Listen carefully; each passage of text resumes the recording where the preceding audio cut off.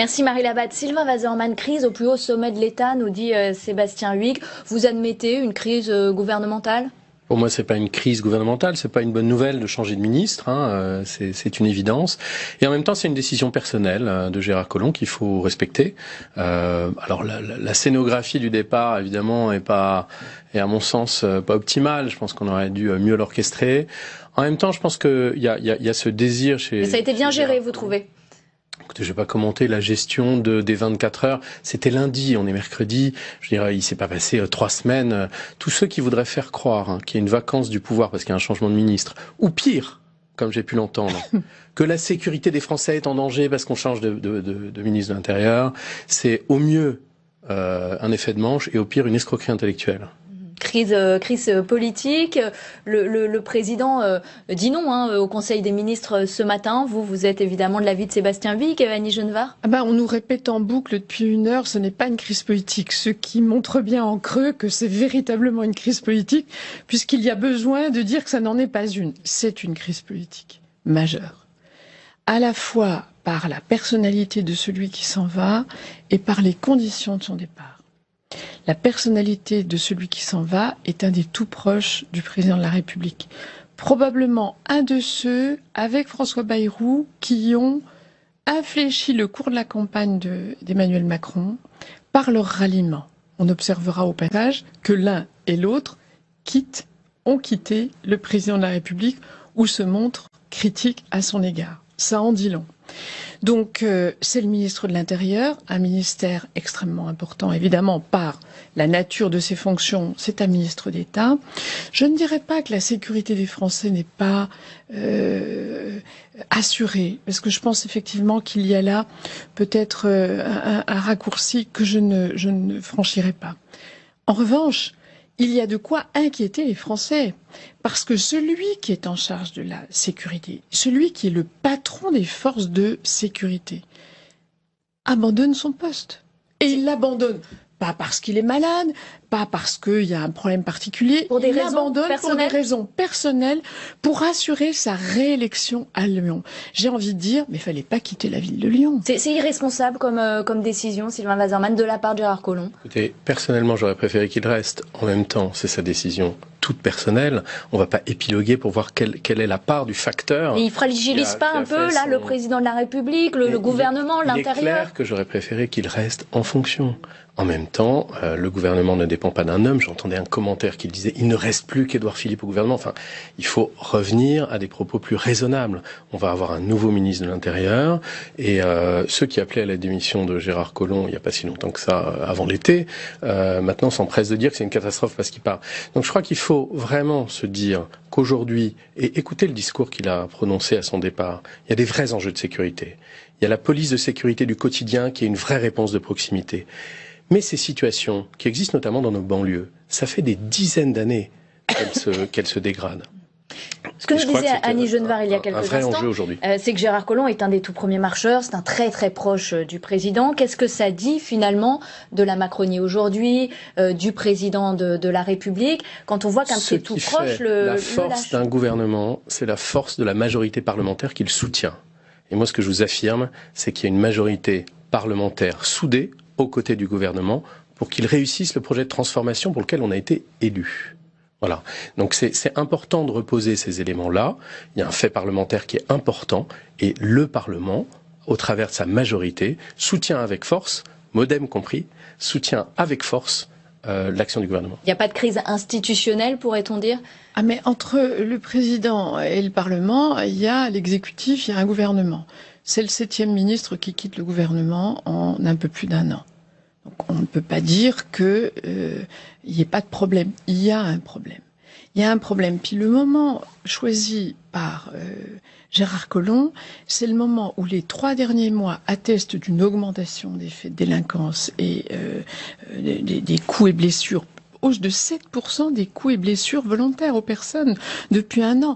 Tous les chiffres depuis 3 mois sont rouges. Il quitte son ministère au moment où véritablement, et chacun le voit à la télévision, il n'y a pas une semaine sans qu'il y ait un pompier, un enseignant, un gendarme, un policier, un détenteur de l'ordre public qui soit exposé du simple fait de la fonction qu'il exerce dans notre société. Mais la sécurité est assurée. Redouane Faïd a été arrêté ce matin. Mais bien sûr, une opération terroriste d'envergure a été menée hier. Mais heureusement, mais je veux dire, là, il faut véritablement quelqu'un qui porte la politique de sécurité des Français et de la France, et l'abandon de poste de Gérard Collomb est d'une part un camouflet au président de la République, et ça se fait sous les yeux éberlués et sidérés des Français qui se disent mais qu'est-ce qui se passe au sein du gouvernement?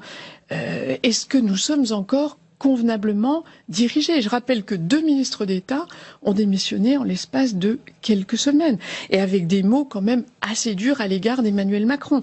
Donc il y a une crise politique, comment on en sort? Manifestement, le gouvernement ne le sait pas encore, puisqu'il a nommé le Premier ministre en intérim. On a eu ce matin la passation de pouvoir qui témoignait à la fois d'une précipitation et d'une improvisation totale. On laisse entrer, on ne veut pas les journalistes, puis on veut les journalistes. Quelques mots, le ministre de l'Intérieur qui dit tout va mal, mais je m'en vais. Enfin, franchement, non, ça ne ressemble à rien. Le MoDem est-il toujours un allié fidèle? On se souvient de Gérard Collomb qui avait pointé le manque d'humilité de l'exécutif. Le MoDem aussi, avec la candidature de Marc Fesneau, avait dit nous aussi on veut être un peu plus entendus. Vous pouvez, et vous interrogez régulièrement Marc, vous pouvez interroger n'importe quel député du MoDem. En numéro 1, avant le MoDem, il y a la réussite du projet présidentiel d'Emmanuel Macron, parce que c'est un enjeu pour le pays. Et nous savons, et nous en parlons souvent avec François Bayrou, avec Marc Fesneau, nous parlons souvent de l'importance, au-dessus des enjeux politiques de parti, de réussir le projet de transformation d'Emmanuel Macron. Mais pour ça, il faut être entendu. Est-ce que vous avez l'impression d'être suffisamment entendu au MoDem? Elle est claire, sans ambiguïté, et je le dis avec force, le MoDem est un pilier solide de la majorité, exigeant aussi. François Bayrou est l'exemple de la liberté de parole, et on a tous, en tant qu'élus, une liberté et même un devoir de liberté de parole, mais nous resterons un allié solide, fidèle de la majorité et du gouvernement. Vous souhaiteriez que ce soit un MoDem qui remplace Gérard Collomb? Ah non, mais on n'est pas dans le calcul politique de combien, quel score. Je crois que les enjeux dépassent largement ça. Il faut la personne. Je vous rappelle que Gérard Collomb a piloté le projet Asile-Immigration, qui est un point majeur de début de quinquennat. Maintenant, il va falloir un ministre qui peut piloter les enjeux de sécurité majeurs, en particulier la police de sécurité du quotidien. Alors on parle d'un autre thème à présent et de la réforme des institutions qui revient dans le débat. Une question sera posée cet après-midi à la veille du 60e anniversaire de la Constitution. On en parle avec la députée MoDem justement des Hauts-de-Seine, Isabelle Florennes. Elle est à vos côtés, Marie Labatte. Exactement. Alors Isabelle Florennes, vous allez questionner le gouvernement sur la réforme constitutionnelle et plus précisément sur son calendrier d'examen. Expliquez-nous pourquoi. Oui, c'est important pour nous, spécialement au groupe MoDem. Nous avons commencé à travailler en juin et en juillet dernier, effectivement sur le renforcement des pouvoirs du Parlement, également sur un certain nombre de dispositions que nous souhaiterions ajouter au texte constitutionnel, comme la différenciation territoriale, les éléments sur le changement climatique et sur l'égalité homme-femme. C'est pour ça que nous interrogeons plus particulièrement Madame la garde des Sceaux sur le calendrier prévu du retour de ce texte dans l'hémicycle. Vous avez peur que ce texte finalement soit jeté aux oubliettes? Non, pas peur qu'il soit jeté aux oubliettes, mais nous voudrions avoir une confirmation plus officielle à la veille du 60e anniversaire de la Constitution du calendrier qui est prévu, puisque la question de la prévisibilité de notre calendrier est aussi un enjeu de cette réforme constitutionnelle. Voilà pourquoi nous souhaiterions avoir des précisions. Merci Isabelle Florennes. Merci Marie Labatte. Alors Annie Genevard, au MoDem, on s'interroge sur un retour, on souhaiterait un retour de cette révision constitutionnelle. Est-ce que à droite, vous souhaitez aussi le retour de ce texte dans l'hémicycle? Alors vous savez que nous sommes très largement opposés aux dispositions de cette réforme constitutionnelle dans laquelle nous voyons un affaiblissement du Parlement et non un renforcement, ce qui en ferait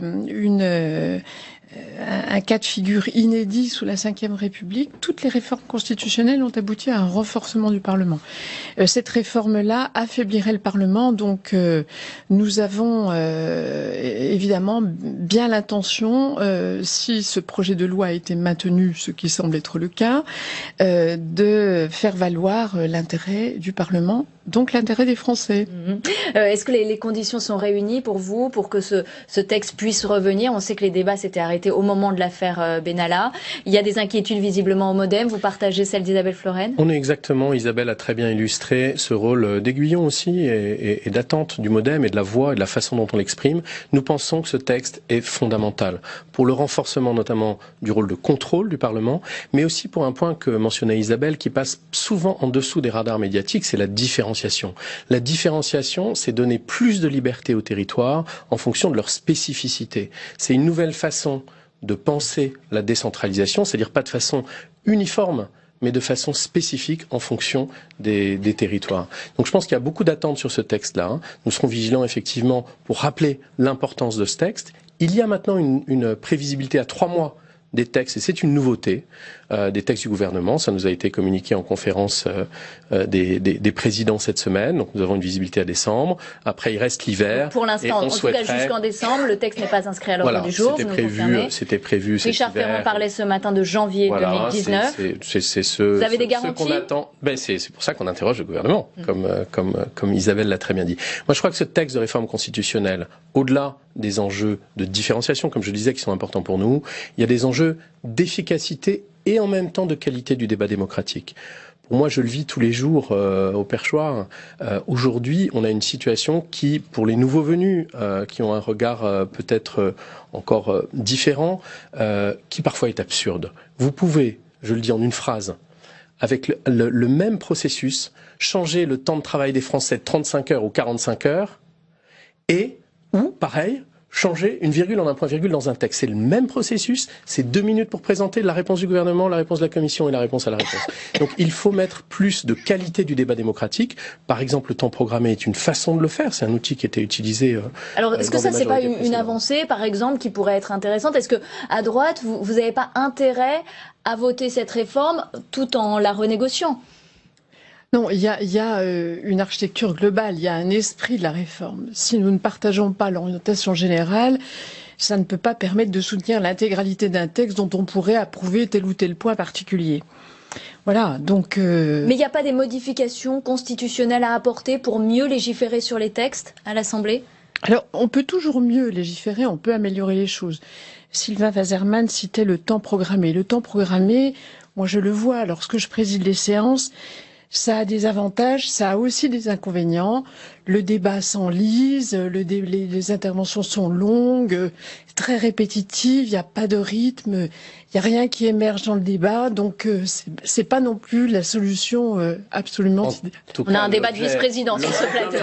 En tout cas, l'objet, c'est bien de le mettre sur la table, d'en débattre, et je pense qu'il ne faut pas refuser le débat sur l'évolution des processus législatifs, et pour ne pas refuser le débat, il faut le mettre dans l'hémicycle, et c'est pour ça qu'avec force, nous demandons de reprendre les travaux sur cette réforme constitutionnelle. Et au passage, je vous rappelle qu'il y a réduction du nombre de députés dans ce projet, que les Français y sont attachés et que nous pensons, contrairement à votre famille politique, que ce serait une avancée démocratique. Ce n'est pas dans la réforme constitutionnelle. C'est dans le package.